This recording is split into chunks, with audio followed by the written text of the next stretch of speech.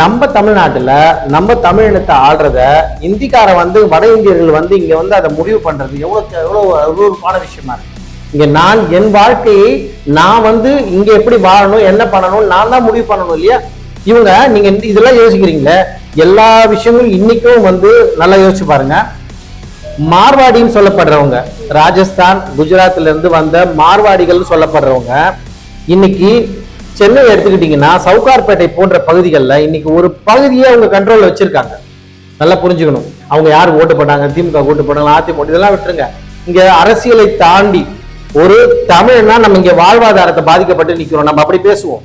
இங்க சவுகார்பேட்டை உள்ள போய் நீங்க ஒரு 1/4 கிரவுண்ட் இடம் வாங்கணும்னு முடிவு பண்ணா கூட ஒரு மார்வாடியா இல்லாம வாங்க முடியாது.